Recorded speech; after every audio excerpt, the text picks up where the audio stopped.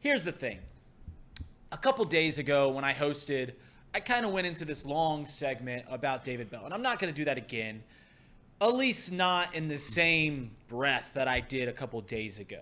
Because it's tired. It's been done on this show. It's been done all throughout social media. The David Bell deserves to be fired. I don't know. What do managers do? All that, yada, yada, yada. I get it. It's tired.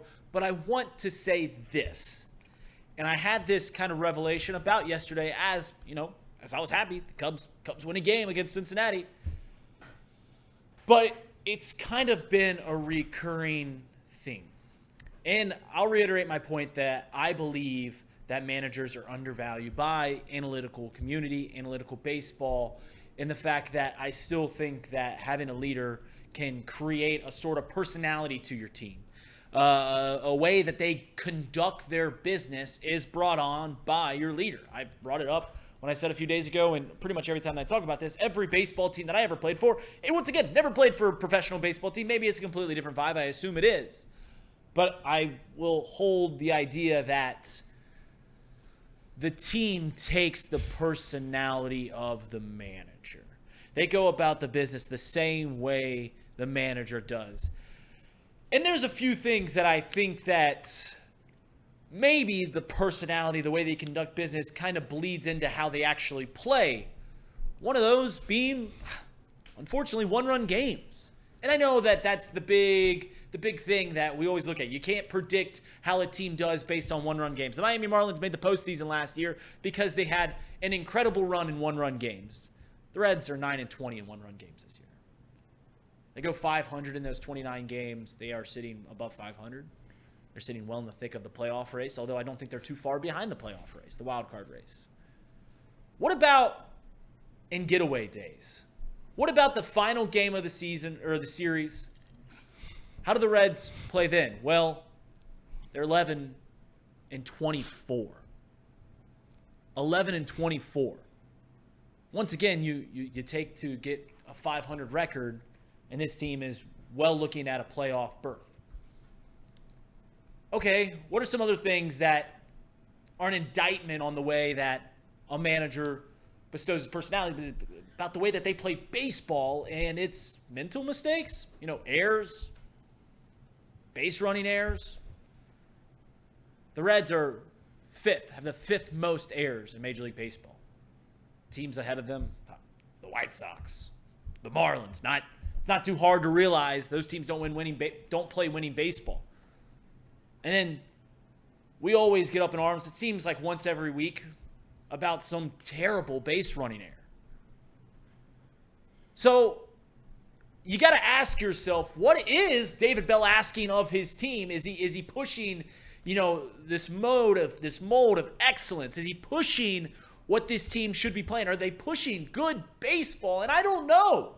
I don't know what he expects from his team in the final game of a series. I don't know what he expects from his team when you're facing, you're throwing one of your best arms, Nick Lodolo, against a guy with a 6.7 ERA that honestly would be DFA'd on any competing team in Kyle Hendricks. What do you expect is a 10-run loss? I don't know what David Bell expects from his team, but I know one thing, one expectation, and that's that Cincinnati Reds fans expect more. They expect better in those close games. They expect better, cleaner baseball. Not as many errors, not as many base running mistakes. They expect that on the final game of the series, they're not looking ahead and they take care of business in the final game of that series. That's what the expectation should be. That's what it is for the fans. I just don't know why it doesn't bleed into the team. I don't know why it seems like the wheels keep running. This team, for all intents and purposes, has played good baseball in every month but one. And they're still paying for the sins of May. In fact, I think they've got an over 500 record in every month but May. But it's the things that, fifth most errors in baseball. An 11-24 record in the final game of a series. 9-20 in one-run games. That just can't be accepted. It can't. Shouldn't be. It's not what's expected amongst the teams that think they're contenders And maybe you could say, hey, this team has great ball players, or it doesn't have great ball players, and that's why it is what it is. But that just seems lazy. I just don't know why we're on the third iteration of David Bell's team and we're still expecting these things. Why we're still we're still settling for slow starts. Why we're still settling for, the miscues in the field, the miscues on the base paths. And I don't know how you can settle for a 10-run loss against a team who has won less than 10 games against left-handed pitching all year and throwing their worst starting pitcher, like happened yesterday. Sometimes that happens, and you don't want to blow it all up because of one game, but it just seems to be a repeating thing. And like I said, I wasn't going to do the whole David Bell gets fired, but I feel like I've bled into that territory once again. It just is frustrating. It has to be. And this city, I don't know. I feel like they just expect more from their ball club. Jacob, as I turn to you, does it become... do you think it's a problem the way that they're playing in the final game of the series? 11-24 in that final game of the series seems to be a problem. Yeah, at some point, and this is why I've switched on my David Bell stance over the last week or so. At some point, the stats of what the manager can control, regardless of whether you think they manage from a laptop or an iPad or not, base running and the want to of the team on getaway days and other intricate little details where the manager's going to have to make decisions with the bullpen and the lineup and everything like that. The Reds struggle in all of those areas. And at some point, you can't just put that on injuries. You have to know what you have on the roster and how to utilize those pieces when you're 100-plus games into the season to remain competitive, at least to some degree.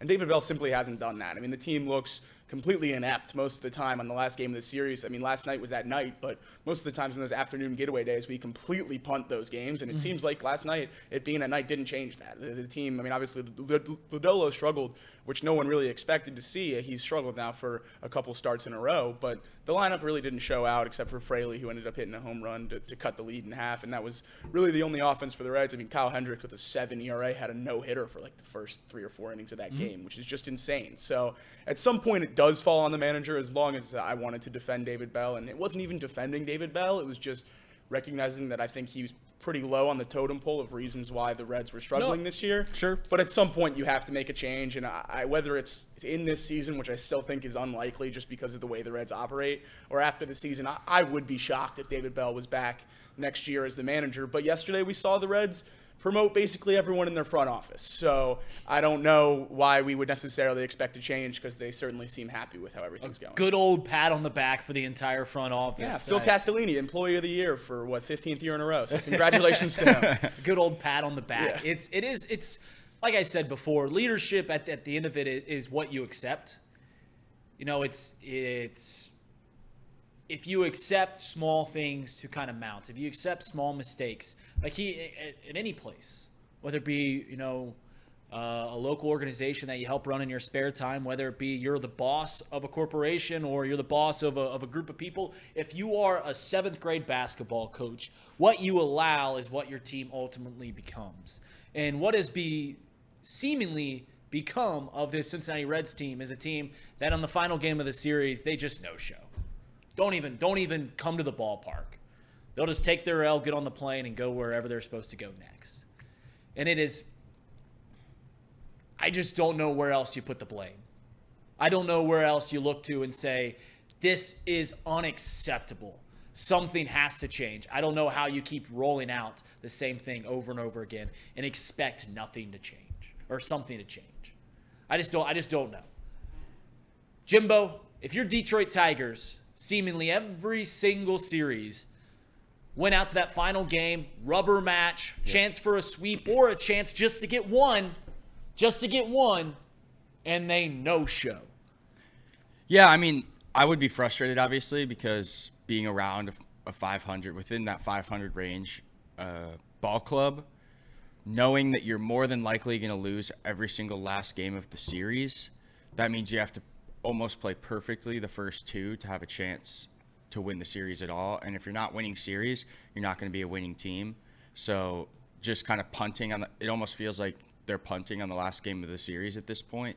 And you're getting down in the home stretch where every single series now is almost a playoff series, because the more games you lose, you're going to fall out, and there's only 50 30-ish games left in the season. So I would be frustrated. I think Reds fans should be frustrated. I think I'm kind of done defending David Bell, similar to what Jacob said. I think throughout the season, I acknowledged the situation that David Bell was put into this season with all the injuries early in the season was tough, and I obviously don't think that's his fault. You can't really blame anyone for getting hurt unless you're Casey. And What a shot. That was great. So I thought that David Bell was dealt an unfair hand of cards at the beginning of this season. But as the season goes along and they keep performing like this at the end of series and almost lazy baseball to close out an important series against a rival, I think that, your patience kind of will thin naturally with the manager. And I think really they have to look to fire him at this point, just because if they want to right the ship, I think someone has to take the blame, and it's going to be him. Yeah, I did like we said before. If you are the head of an organization, the team's not performing up to standard, then it falls on your hat. Listen, if you played a baseball game, you play 9 innings. You don't play 6. If your team is the best team in the first 6 innings, it doesn't matter if you're the worst in the final 3. If I showed up to work here at Chatterbox every single day and, on Friday, I just, Thursday, Friday, who cares? I worked hard Monday through Wednesday. If I showed up here, worked hard for 9 to 3, 2 hours left, who cares? Just wasting away. I want to be a very good employee. And I don't know how you look at this team and continue to say, man, I'm okay. I'm okay with what's happening in the final game of the series. 11-24. Casey, that's unacceptable. I agree. It's unacceptable.